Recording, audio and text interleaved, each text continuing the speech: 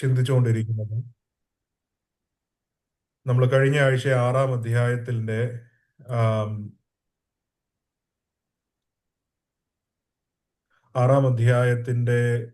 12-ാം വാക്യം വരെയാണ് നമ്മൾ ചിന്തിപ്പാനായിട്ട് ഇടയായത്. നമ്മൾ ഇന്ന് ചിന്തിക്കുന്നത് 13-ാം വാക്യം മുതൽ 20-ാമത്തെ വാക്യം വരെയാണ്. കഴിഞ്ഞ ആഴ്ച നമ്മൾ ചിന്തിച്ചെടുത്ത് നമ്മൾ ചിന്തിപ്പാനിടയായത് ഇങ്ങനെയൊക്കെയാണ്. ജീവിതത്തിനകത്ത് വരൾച്ചയുടെ കാലഘട്ടങ്ങൾ ഉണ്ടാകും.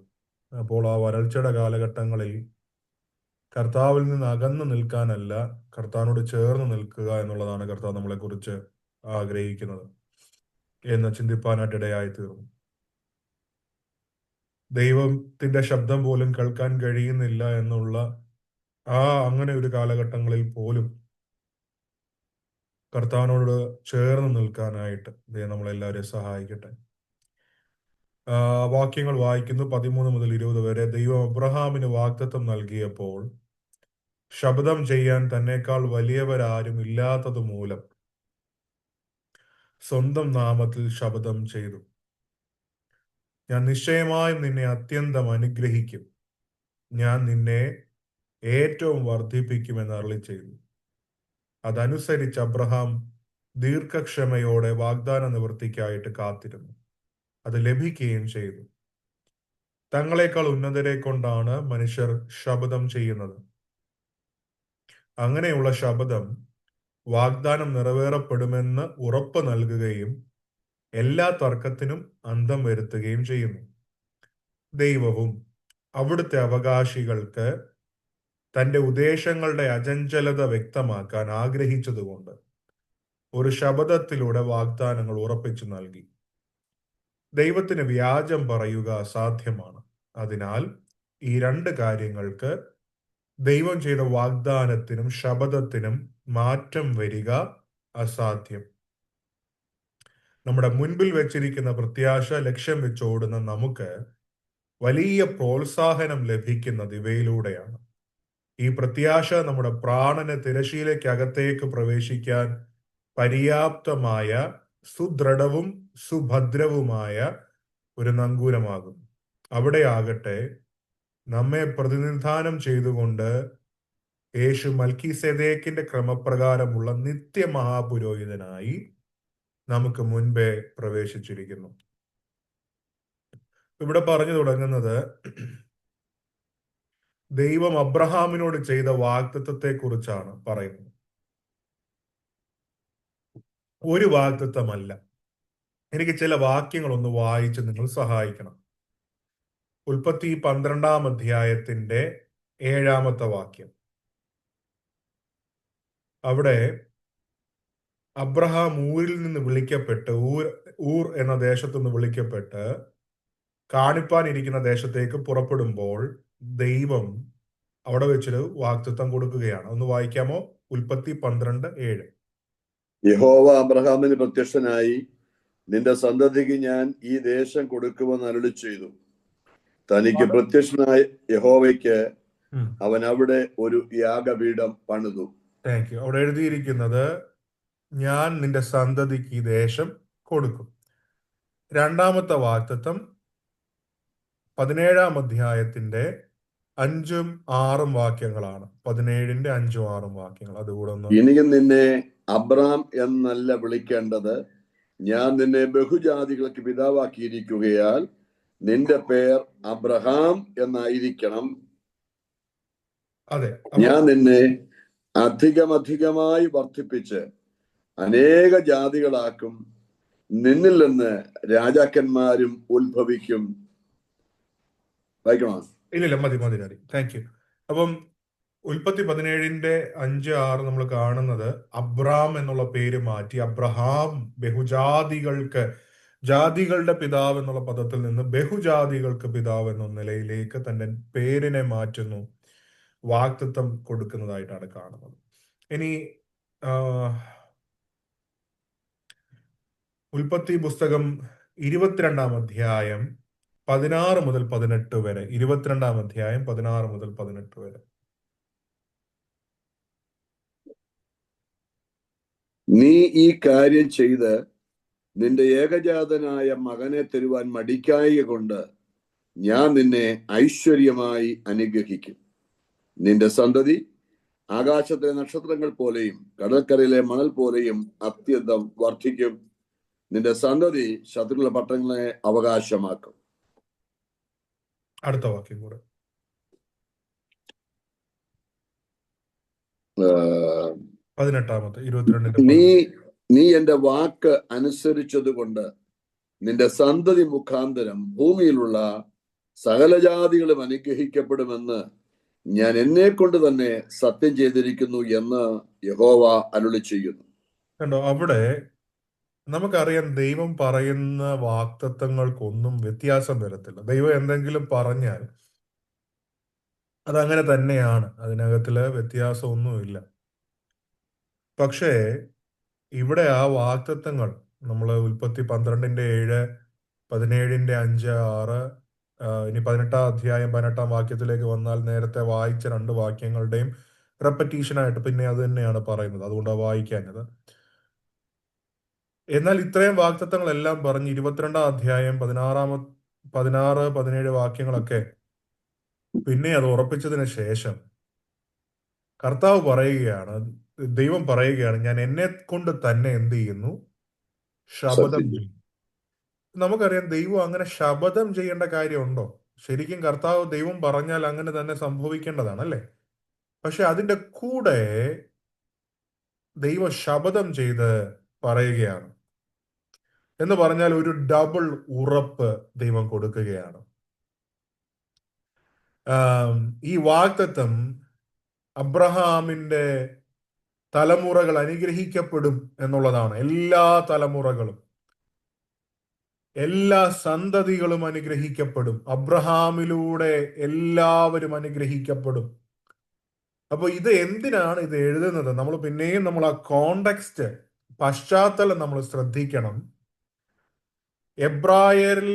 എബ്രായരായ ദൈവമക്കൾ വിശ്വാസത്തിൽ നിന്ന് തിരികെ യഹൂദ മതത്തിലേക്ക് പോകാൻ നിൽക്കുന്ന ടൈമിൽ ആണ് ഇത് എഴുതുന്നത്. അവിടെ അബ്രഹാം ഉണ്ട്, മോശയുണ്ട്, ലേവ്യ പുരോഹിതന്മാരുണ്ട് എന്നെല്ലാം പറഞ്ഞു. ഇവിടെ ആരുമില്ല എന്ന് പറഞ്ഞിട്ട് അവർ തിരിച്ചു പോകാൻ നിൽക്കുമ്പോൾ അവരോട് പറയുകയാണ്, നിക്ക് ഒന്ന് ശ്രദ്ധിക്ക്, ഇവിടെ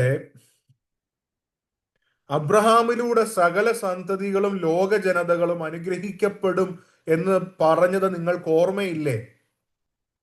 അങ്ങനെ പറഞ്ഞത് എങ്ങനെയാണ് നിവൃത്തിയാകുന്നത്? യഹൂദന്മാർക്ക് മാത്രമായിട്ടുള്ള ഒരു അനുഗ്രഹമല്ല അബ്രഹാമിനോട് പറഞ്ഞത്. പിന്നെയോ സകല ജാതികൾക്കും സകല തലമുറകൾക്കുമുള്ള, എല്ലാ കാലത്തിലെയും തലമുറകൾക്കുള്ളൊരു അനുഗ്രഹമാണ് പറഞ്ഞിരിക്കുന്നത്. അതെങ്ങനെ നിവൃത്തിയായി ആകത്തുള്ളൂ? യേശു ക്രിസ്തുവിലൂടെ മാത്രമേ അത് നിവൃത്തിയാകത്തുള്ളൂ. അതുകൊണ്ടാണ് ലേഖനങ്ങളിൽ നമ്മൾ വായിക്കുന്നത് ഇസ്രായേൽ പൗരതയോട് സംബന്ധമില്ലാതിരുന്ന, അല്ലെ? നമുക്ക് ഒരു സംബന്ധവും ഇതിനകത്തിലില്ലായിരുന്നു, ഒരു കണക്ഷനും നമുക്കുണ്ടായിരുന്നില്ല. നമ്മൾ എങ്ങനെയാണ് അനുഗ്രഹിക്കപ്പെട്ടത്? ഒന്ന് നോക്കിക്കേ. അബ്രഹാമിന്റെ കാലത്തിൽ തന്നെ കർത്താവ് ദൈവം നമ്മളെയും കൂടെ കണ്ടു. നമ്മളുടെ രക്ഷയ്ക്ക് വേണ്ടി കർത്താവ് മുൻകരുതി. ഒന്ന് ആലോചിച്ച് നോക്കിക്കേ, നമുക്ക് വേണ്ടി എന്നാണ് മുൻകരുതിയത്? നമുക്ക് വേണ്ടി ദൈവം മുൻകരുതിയത് ഇന്നലെയല്ല, രക്ഷിക്കപ്പെട്ട ദിവസമല്ല, നമ്മൾ സഭയിൽ വന്ന ദിവസമല്ല, നമ്മൾ അമ്മയുടെ ഉദരത്തിൽ നിന്ന് പുറത്തു വന്ന ആ ഡേറ്റ് ഓഫ് ബർത്ത് ആ ദിവസമല്ല. പിന്നെയോ ആണ്ടുകൾക്ക് മുൻപ്, സംവത്സരങ്ങൾക്ക് മുൻപ് നമ്മൾ പറയുന്നുണ്ട്, അല്ലെ? ലോകസ്ഥാപനത്തിന് മുൻപ്, ലോകസ്ഥാപനങ്ങൾ മുൻപെന്നെയും കണ്ടല്ലോ, ലോകസ്ഥാപനം മുൻപെന്നെയും കണ്ടല്ലോ, ലോകത്തിൽ വന്നു തൻ ജീവനെ തന്നല്ലോ, ലോകത്തിൽ വന്നു തൻ ജീവനെ തന്നല്ലോ, എത്രയോ ശ്രേഷ്ഠമാം സ്വർഗീയ വിളിയാ എത്രയോ ശ്രേഷ്ഠമാം സ്വർഗീയ വിളിയാൽ എന്നെയും യോഗ്യനായി എണ്ണിയ സ്നേഹമേ, എന്നെയും യോഗ്യനായി എണ്ണിയ സ്നേഹമേ. അപ്പൊ എത്രയോ കാലം മുൻപ്, ലോകസ്ഥാപനത്തിന് മുൻപ് നമ്മളെ കണ്ടു. അത് അബ്രഹാമിനോട് വാഗ്ദത്തം പറയുമ്പോ ആ വെളിപ്പാടിന്റെ ഒന്നാം ഘട്ടം വെളിപ്പെടുത്തുകയാണ്. ദൈവത്തിനറിയാം. അബ്രഹാമിനോട് പറയാ, അബ്രഹാമേ, നിന്നിലൂടെ ലോകത്തിലെ സകല വംശങ്ങളും അനുഗ്രഹിക്കപ്പെടും. മനുഷ്യനെ കൊന്ന് ജീവിക്കുന്ന ഗോത്രവർഗക്കാരും അനുഗ്രഹിക്കപ്പെടും. മൃഗബലി നടത്തി ജീവിക്കുന്ന പ്രാകൃത മനുഷ്യരും അനുഗ്രഹിക്കപ്പെടും. ഇരുട്ടിനകത്ത് വസിക്കുന്ന, അശുദ്ധിക്കകത്ത് ജീവിക്കുന്ന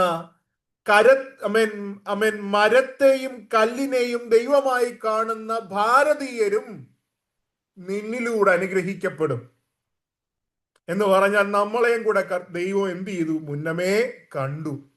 സ്തോത്രം. ഇത് എബ്രായരെ ഓർപ്പിക്കുകയാണ്, എബ്രായ വിശ്വാസികളെ ഓർപ്പിക്കുകയാണ് നമ്മുടെ ലേഖകൻ ചെയ്യുന്നത്. യഹൂദന്മാരെ കൂടെ മാത്രമല്ല, ഇങ്ങനെ ഒരു വാഗ്ദത്തം പണ്ട് പിതാവായ അബ്രഹാമിന് ലഭിച്ചത് നിങ്ങൾ മറന്നുപോയോ? സ്തോത്രം.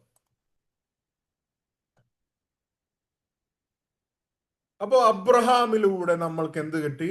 നമ്മളെല്ലാം അനുഗ്രഹിക്കപ്പെട്ടു. അതായത് ലേഖകൻ പറയുക അവരോട്, ഇത് പണ്ടേ അബ്രഹാമിനെ വാഗ്ദത്തം ചെയ്തതാണ്.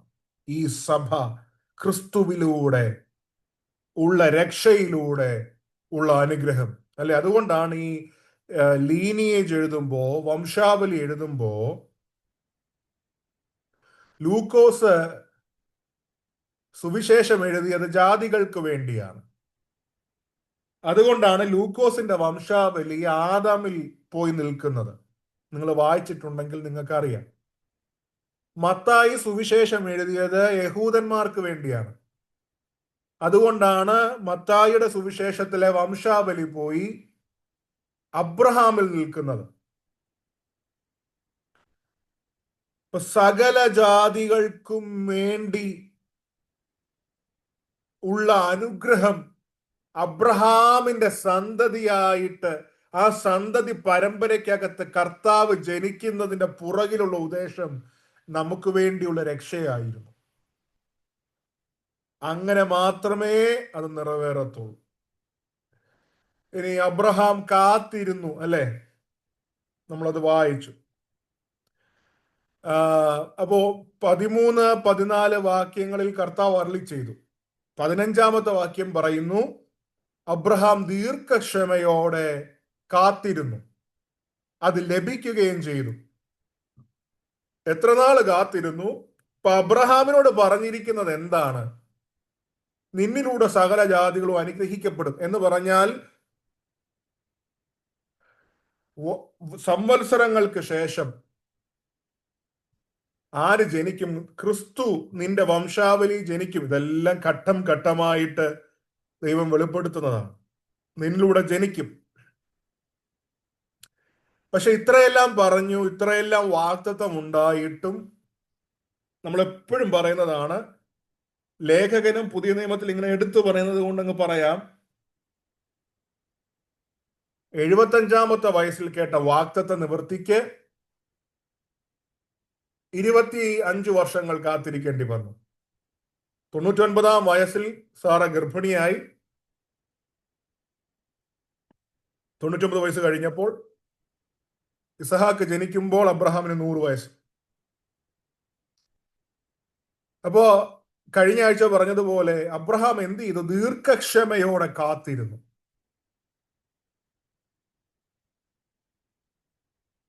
ഒത്തിരി പ്രതിസന്ധികൾ ഉണ്ടായിരുന്നു. അബ്രഹാം വയസ്സ് ചെന്ന് പ്രായമായ വ്യക്തിയാണ്. സാറയുടെ ഗർഭപാത്രത്തെ കുറിച്ച് എഴുതിയിരിക്കുന്നത് it is good as dead എന്നാണ് ഇംഗ്ലീഷിൽ എഴുതിയിരിക്കുന്നത്. എന്ന് പറഞ്ഞാൽ നിർജീവമാണ്, ജീവനില്ലാത്ത ഒരു ഗർഭപാത്രം. അത് പോരെങ്കിൽ കൂടാരവാസിയായിട്ട് ഓരോ സ്ഥലത്ത് നിന്ന് ഓരോ സ്ഥലങ്ങളിലേക്ക് കൂടാരം മാറ്റി അടിച്ച് സഞ്ചരിച്ചു കൊണ്ടിരിക്കുന്ന വ്യക്തികൾ, അവർ രണ്ടുപേരും, പിന്നെ അവരുടെ കൂടെ ഉള്ളവരും. അപ്പോൾ ഒന്ന് ആലോചിച്ച് നോക്കുക, ഈ പ്രതിസന്ധികൾ ഉള്ളപ്പോഴാണ് അവർ കർത്താവിൽ വിശ്വസിക്കുന്നത്. ഈ പ്രതിസന്ധികളുണ്ട്.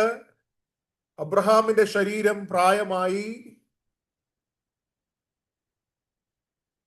സാറയുടെ ഗർഭപാത്രം നിർജീവമായി. പക്ഷെ അതിന്റെ നടുവിലും അവർ വിശ്വസിച്ചു എന്ന് മാത്രമല്ല,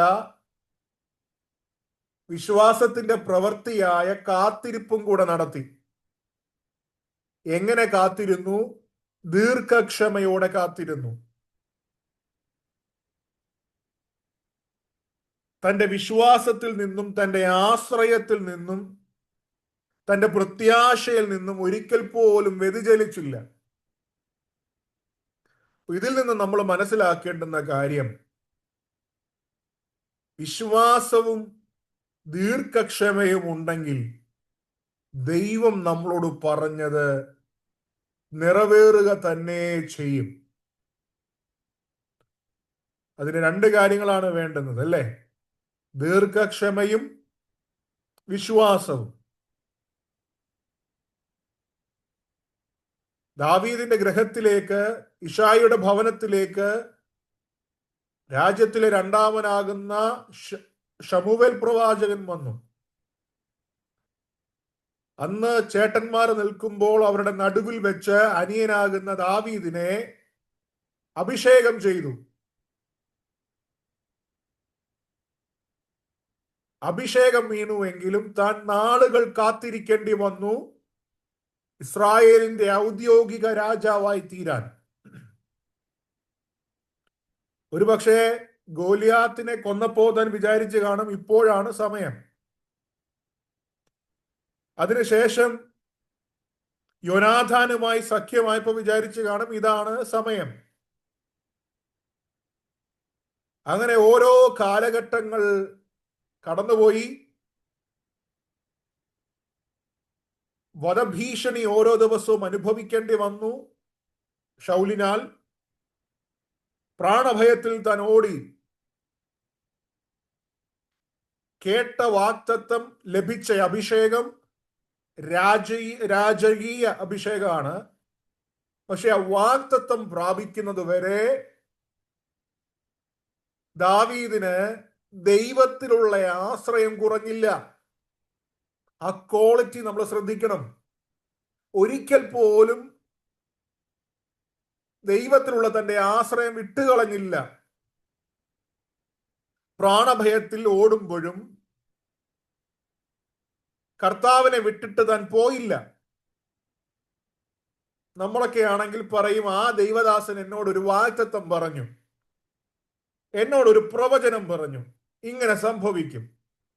അങ്ങനെ സംഭവിച്ചില്ലെങ്കിൽ നമ്മുടെ വിശ്വാസം ചിലപ്പോൾ നഷ്ടപ്പെടാൻ സാധ്യതയുണ്ട്. നമ്മൾ പലപ്പോഴും പറയും, ഓ ഇത് ചുമ്മാ കളിപ്പീര് പരിപാടിയാണ്, ഈ പ്രവചനമൊക്കെ കളിപ്പീരാണ്. അങ്ങനെയൊക്കെ പറയാൻ സാധ്യതയുണ്ട് കേട്ടോ. അങ്ങനൊന്നും ദാവീദ് പറഞ്ഞില്ല. ശമൂവേലിനെ പ്രാഗിയില്ല. ഇവന്മാര് മൊത്തം കള്ളന്മാരാന്ന് പറഞ്ഞ് മാറി നിന്നില്ല. പിന്നെ അവരെന്ത് ചെയ്തു? ദാവീദ് വാഗ്ദത്തം പ്രാപിച്ച നാള് മുതൽ കേട്ടതിന് വിപരീതമായി തന്റെ ജീവിതത്തിൽ സംഭവിക്കുമ്പോഴും തന്റെ വിശ്വാസവും ദൈവത്തിലുള്ള ആശ്രയവും വിട്ടുകളയാതെ ഓടി. സങ്കീർത്തനങ്ങളൊക്കെ വായിക്കുമ്പോ ആ പശ്ചാത്തലം നമ്മുടെ മനസ്സിലുണ്ടാകണം. ഓരോ സങ്കീർത്തനങ്ങൾ നമ്മൾ വായിക്കുമ്പോഴും അതിന്റെ കോണ്ടെക്സ്റ്റ് നമ്മൾ പറയാറുണ്ട്, അല്ലേ?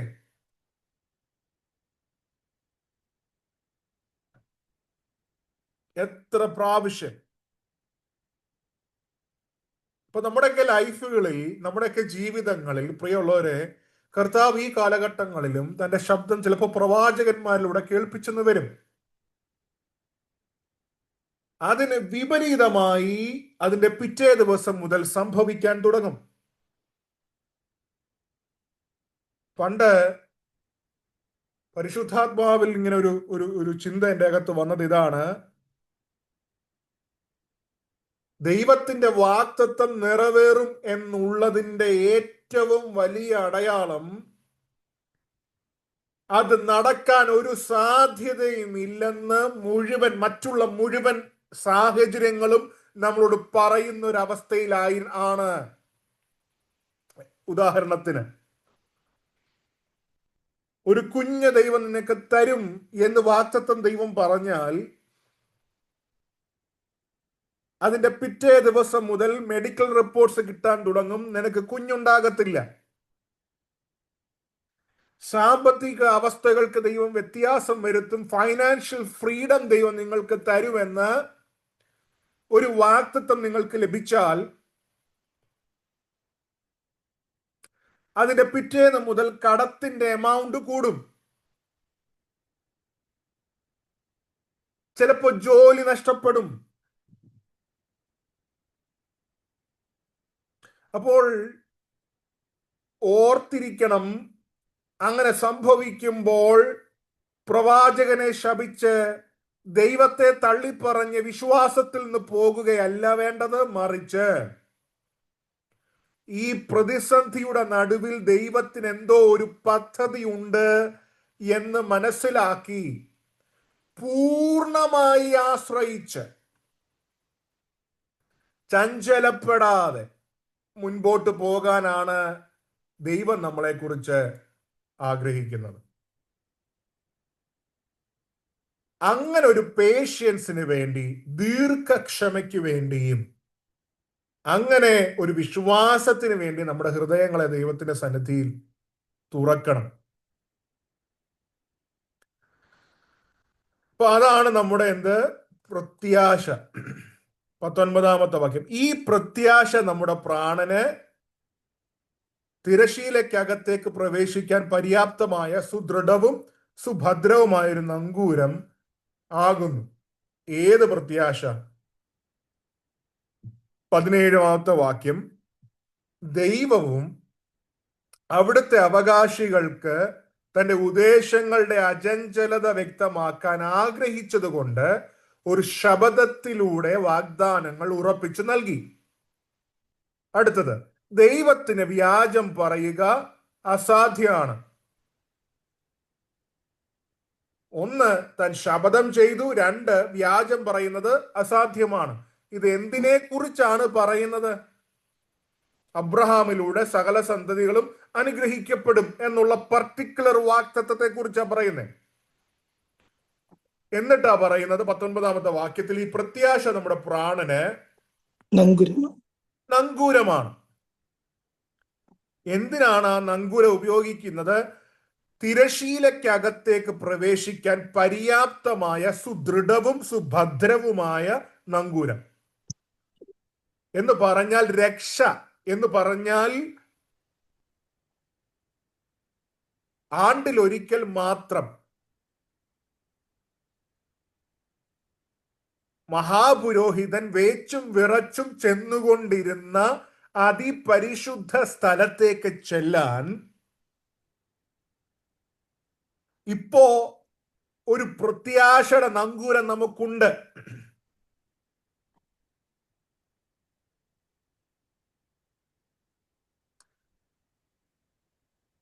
ഏറ്റവും വിശുദ്ധ സ്ഥലം അത് തിരശീല കൊണ്ട് മറയ്ക്കപ്പെട്ടിരിക്കുകയാണ്.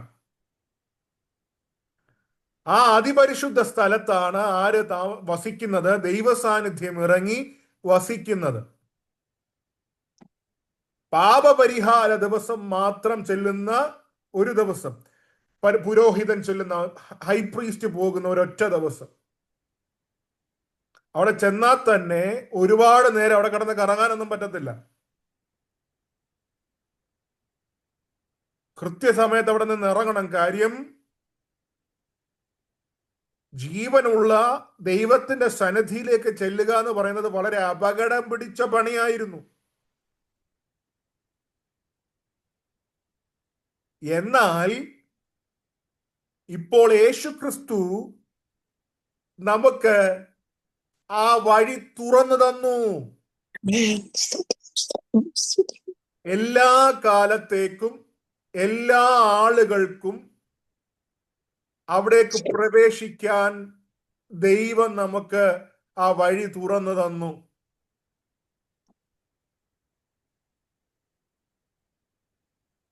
പണ്ട് ആളുകൾ ഈ സന്നിധിയിലേക്ക് പോകുന്നത് കഷ്ടത വരുമ്പോ മാത്രമാണ്, അല്ലെ? നമ്മൾ ഈ സമുദായത്തിലൊക്കെ നിന്നപ്പോ നമുക്ക് ആകെ അറിയാവുന്നത്, സമുദായത്തിൽ ഉണ്ടായിരുന്നവർക്കറിയാം, സ്വർഗസ്ഥനായ ഞങ്ങളുടെ പിതാവേ എന്ന് ആ പ്രാർത്ഥന നമ്മൾ പ്രാർത്ഥിക്കും. അത് കാണാനറിയാം. കത്തോലിക്കരാണെങ്കിൽ അതിന്റെ കൂടെ മറിയ, യേശുവിന്റെ അമ്മയായ മറിയയെ കുറിച്ച് ഒരു പ്രാർത്ഥനയും കൂടെ ഉണ്ട്. വിശുദ്ധ കന്യാമറിയം എന്ന് പറഞ്ഞ് സ്ത്രീകളിൽ നീ വാഴ്ത്തപ്പെട്ടവൾ. ഇത് നമുക്ക് കാണാതറിയാം. പിന്നെ ആകെ നമ്മൾ പ്രാർത്ഥിക്കുന്നത് വേദന പിടിച്ച പ്രതിസന്ധികൾ കടന്നു വരുമ്പോൾ മാത്രമേ നമ്മൾ എന്ത് ചെയ്തിരുന്നുള്ളൂ? പ്രാർത്ഥിച്ചിരുന്നുള്ളൂ.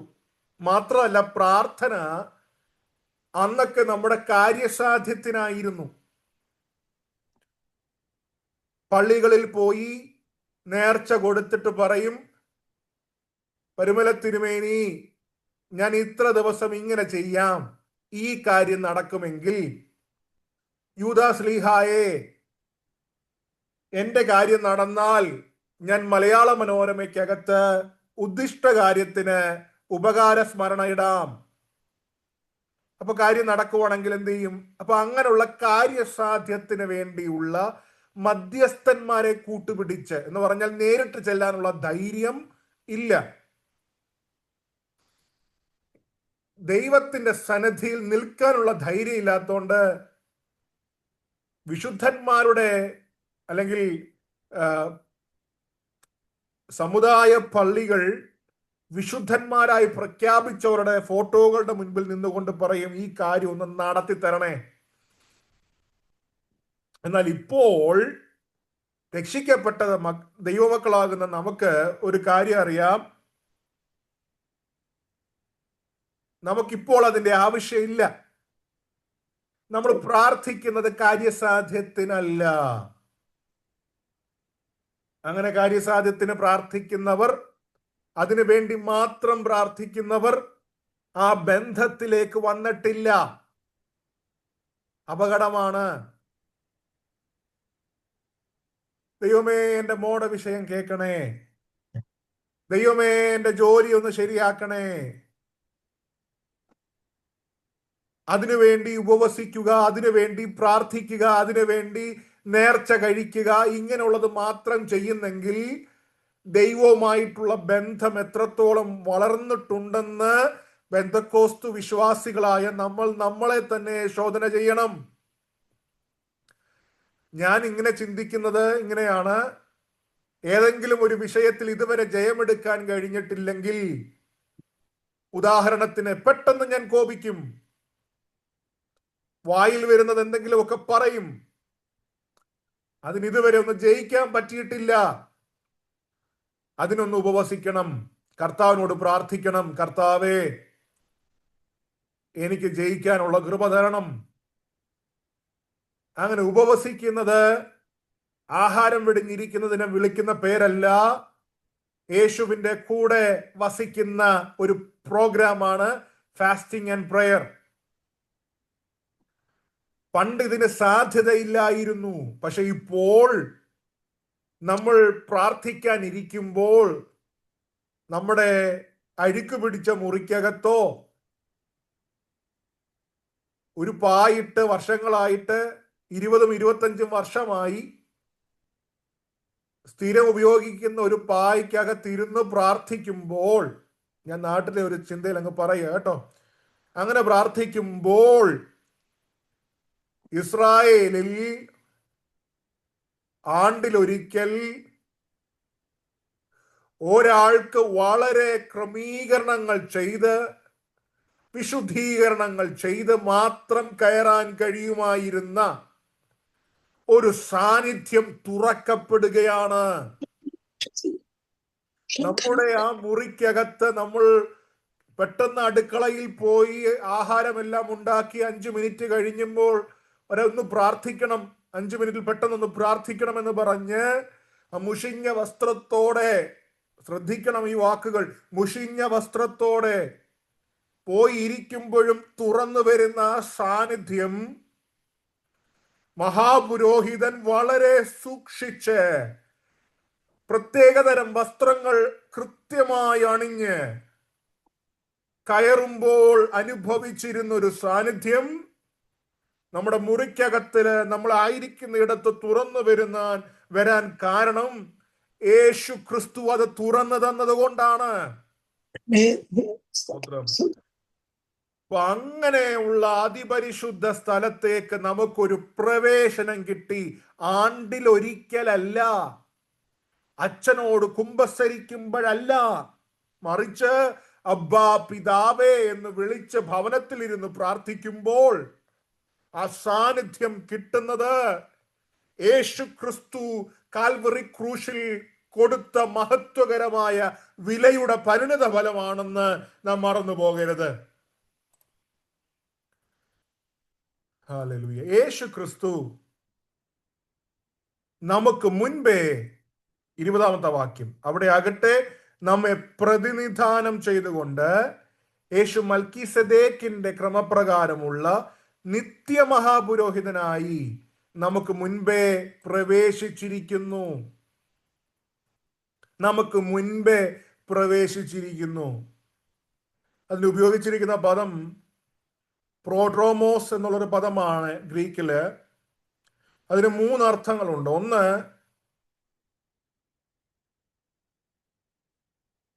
വളരെ വേഗത്തിൽ ഓടിപ്പോകുക. 2, ഒരു കാര്യം തുടങ്ങി വെക്കുന്ന ഒരാൾ. 3, ഈ മിലിറ്ററിക്കകത്ത് സ്കൗട്ട് എന്ന് പറയുന്ന ഒരു സംഭവമുണ്ട്, ആൾക്കാരുണ്ട്, ഒരു കൂട്ടമുണ്ട്. ഇപ്പോൾ ഒരു മുഴുവൻ സൈന്യവും ഒരു യുദ്ധത്തിന് പോകുന്നതിന് മുൻപ് ഒരു ചെറിയ കൂട്ടം ആൾക്കാരെ മുൻപേ വിടും.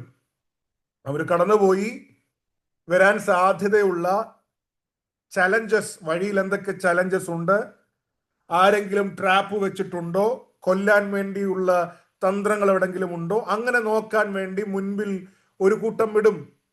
ആ ഒരു അർത്ഥത്തിലും കൂടെയാണ് ഇവിടെ പറയുന്നത് യേശു കർത്താവ് നമുക്ക് മുൻപേ പ്രവേശിച്ചു. കണ്ടോ, ആ വാക്യം വായിക്കുമ്പോൾ ഒരു സന്തോഷം തോന്നണം.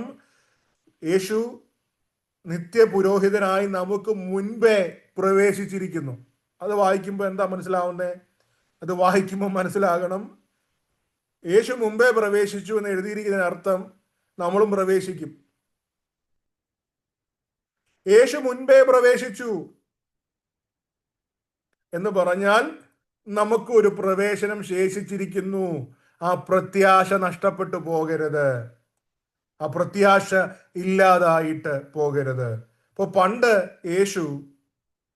യേശുവിന്റെ മുൻപുള്ള, നമ്മുടെ ലൈഫിൽ യേശു വരുന്നതിന് മുൻപുള്ള ജീവിതം എന്ന് പറയുന്നത് എവിടെയോ അകന്നിരിക്കുന്ന ഒരു കർത്താവ്, ഒരു ദൈവം, കഥകൊക്കെ അടച്ച് അടുക്കാൻ പോലും നമുക്ക് പേടി തോന്നുന്ന ഒരു ദൈവം. എന്നാൽ യേശു കർത്താവ് നമ്മുടെ ലൈഫിൽ വന്നതുകൊണ്ട് നമ്മുടെ ദൈവത്തോടുള്ള, നേരത്തെ ഞാൻ പറഞ്ഞതുപോലെ, ആ ബന്ധം തുറക്കപ്പെട്ടിരിക്കുകയാണ്. ദൈവം നമ്മുടെയൊക്കെ ഒരു ഫ്രണ്ടായിട്ട്, നമ്മുടെ ഒരു, അല്ലെ, നമ്മൾ പാടത്തില്ലേ, യേശുവിലൻ തോഴനെ കണ്ടേ എനിക്കെല്ലാം ആയവനെ, യേശുവിൽ എൻ്റെ സുഹൃത്തിനെ കണ്ടു. അതാണ് അതിന്റെ അർത്ഥം, friend. I have found a friend in Jesus. അത് സംഭവിച്ചത് കർത്താവിന്റെ ക്രൂശുമരണത്തിലൂടെയാണ്. നേരത്തെ 3-ാമത്തെ കാര്യം, പണ്ട് ആണ്ടിലൊരിക്കലാണെങ്കിൽ ഇപ്പോൾ എപ്പോഴും ഏതു സമയത്തും ക്രിസ്തുവിലൂടെ അടുത്ത് ചെല്ലാൻ നമുക്ക് കഴിയും. അപ്പോൾ ദൈവം ആരായി? അപരിചിതനായി അകന്നിരുന്ന ഒരു മനുഷ്യനായിരുന്ന, അല്ലെങ്കിൽ ഒരു വ്യക്തിത്വം പോലെ നമുക്കുണ്ടായിരുന്ന ദൈവം ഇപ്പോൾ നമ്മളെ സ്വീകരിക്കുന്ന ഒരു സുഹൃത്തായിട്ട് മാറി. ദൈവത്തിന് സ്തോത്രം. ഇനി യേശു ക്രിസ്തു എന്നേക്കും നിത്യ മഹാപുരോഹിതൻ, നിത്യ മഹാപുരോഹിതൻ, എറ്റേണൽ ഹൈ പ്രീസ്റ്റ്. എന്താ മഹാപുരോഹിതന്റെ ജോലി? മഹാപുരോഹിതന്റെ ജോലി ജനങ്ങളുടെ പാപത്തിന് വേണ്ടി യാഗമർപ്പിക്കുകയാണ്. തന്റെയും ജനങ്ങളുടെയും പാപത്തിന് വേണ്ടി. ഇവിടെ യേശു ക്രിസ്തുവിന് അതിന്റെ ആവശ്യമില്ല. നമ്മൾ അതിനെക്കുറിച്ച് കൂടുതൽ അടുത്ത ആഴ്ച പറയാം. യേശു ക്രിസ്തു നമ്മുടെ പാപങ്ങൾക്ക് വേണ്ടി നമുക്ക് മധ്യസ്ഥനായി നിന്നുകൊണ്ട് പിതാവായ ദൈവത്തോട് സംസാരിച്ചുകൊണ്ടിരിക്കുകയാണ്. യഹൂദ വിശ്വാസ പ്രകാരം അവരുടെ മഹാപുരോഹിതൻ ആണ്ടിൽ ഒരിക്കൽ കയറണം. എപ്പോഴും ആണ്ടിൽ ഒരിക്കൽ കയറി ആ അറ്റോൺമെന്റ്, പാപപരിഹാരം വരുത്തണം. പക്ഷെ യേശു ക്രിസ്തു ഒരൊറ്റ പ്രാവശ്യത്തിലൂടെ എല്ലാവർക്കും എല്ലാ കാലത്തേക്കും വേണ്ടി ആ പാപപരിഹാരം വരുത്തി കഴിഞ്ഞു. ഇന്നും പാപബോധത്തിൽ ജീവിക്കുന്ന ആരെങ്കിലും ഈ മീറ്റിംഗിൽ ഉണ്ടെങ്കിൽ, യേശുവിനെ രക്ഷകനായിട്ട് പേഴ്സണലായിട്ട് സ്വീകരിക്കാത്തവരുണ്ടെങ്കിൽ, ഈ രാത്രിയിൽ ഈ വചനം കേട്ടുകൊണ്ടിരിക്കുമ്പോൾ കർത്താവിനോട് പറയണം, കർത്താവേ, ഞാൻ പാപിയാണ്. അങ്ങ് കാൽവറി ക്രൂശിൽ എന്റെ പാപത്തിന് വേണ്ടി മരിച്ചു എന്ന് ഞാൻ വിശ്വസിക്കുന്നു. എന്നെ അവിടുത്തെ രക്തത്താൽ ശുദ്ധീകരിക്കണം. ഞാൻ അങ്ങയെ എന്റെ കർത്താവും രക്ഷകനുമായി സ്വീകരിക്കുന്നു എന്ന് പറയണം. ഹൃദയം കൊണ്ട് വിശ്വസിച്ച് വാ കൊണ്ട് പറയണം. കാര്യം യേശു ക്രിസ്തുവിന്റെ പാപപരിഹാരം എന്ന് പറയുന്നത് എല്ലാ കാലത്തും എല്ലാവർക്കും വേണ്ടി ഉള്ളതാണ്. വൺസ് ഫോർ ഓൾ, ഒരിക്കലായി എല്ലാവർക്കും വേണ്ടി. എല്ലാ വർഷവും ചെയ്യണ്ട. കുരിശുമലയിൽ ഓരോ വർഷവും ക്രൂശെടുത്തുകൊണ്ട് നടക്കണ്ട. കർത്താവ് ഒരിക്കലായി എന്നേക്കുമായി അത് ചെയ്തു കഴിഞ്ഞു. ഇനി രക്ഷകനായിട്ട് കർത്താവായിട്ട് സ്വീകരിക്കുക. അതിന്റെ റിസൾട്ട് എന്താണ്? എബ്രായ ലേഖനം 4-ാം അധ്യായം 16-ാം വാക്യം പറയുന്നു, നമുക്ക് ആ സന്നിധിയിലേക്ക് ധൈര്യത്തോടെ പ്രവേശിക്കാൻ കഴിയും. We can approach boldly into the presence of God. അപ്പോ നമ്മൾ ഇതുവരെ പറഞ്ഞ കാര്യങ്ങൾ ഒന്നുകൂടെ പറയുന്നു. ഒന്ന്, ദൈവത്തിന്റെ വാഗ്ദത്തങ്ങൾ എന്താണ്?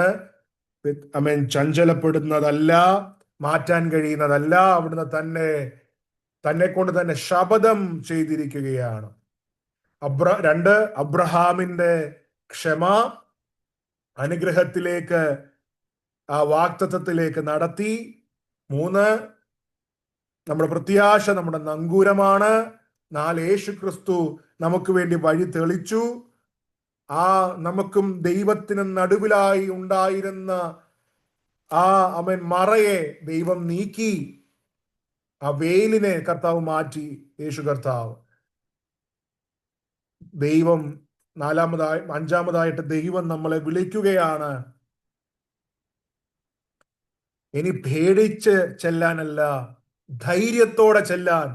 യേശു ക്രിസ്തുവിനെ രക്ഷകനായി സ്വീകരിച്ച ദൈവമക്കളെ, ധൈര്യത്തോടെ ദൈവസന്നിധിയിലേക്ക് നമുക്ക് ചെല്ലാം. അപ്പോ ജീവിതത്തിൽ പ്രതിസന്ധികൾ വരുമ്പോ, പ്രയാസഘട്ടങ്ങൾ വരുമ്പോ, ഈ പ്രത്യാശയെ ഒന്ന് ഉറച്ചു പിടിക്കാൻ. എന്താണ്? ദൈവം കള്ളം പറയില്ല, കർത്താവ് വ്യാജം സംസാരിക്കത്തില്ല എന്ന് കർത്താവിനെ ഒന്ന് ഉറയ്ക്കാൻ നമുക്കിടയാകട്ടെ. വിശ്വാസം ചഞ്ചലപ്പെടുമ്പോ അബ്രഹാമിനെ നമുക്ക് ഓർക്കാം, ദാവീദിനെ നമുക്ക് ഓർക്കാം. അതുകൊണ്ട് ഇന്ന് ദൈവത്തെ ധൈര്യമായിട്ട് അപ്രോച്ച് ചെയ്യാൻ, ദൈവസന്നിധിയിലേക്ക് പ്രവേശിപ്പാൻ നമുക്കിടയാകട്ടെ. അതിനായിട്ട് ദൈവം നമ്മളെ എല്ലാവരെയും സഹായിക്കട്ടെ. നമുക്ക് അങ്ങനെ പ്രാർത്ഥിക്കാൻ, കർത്താവെ, അങ്ങയിൽ തന്നെ പ്രത്യാശിക്കാൻ, അങ്ങയിൽ തന്നെ എന്നെ നങ്കൂരമിടാൻ എന്നെ സഹായിക്കണമേ എന്ന് നമുക്ക് ദൈവസന്നിധിയിൽ പ്രാർത്ഥിക്കാം. ഇന്ന് മീറ്റിംഗിൽ പങ്കെടുത്ത എല്ലാവരെയും ദൈവം അനുഗ്രഹിക്കട്ടെ. God bless you.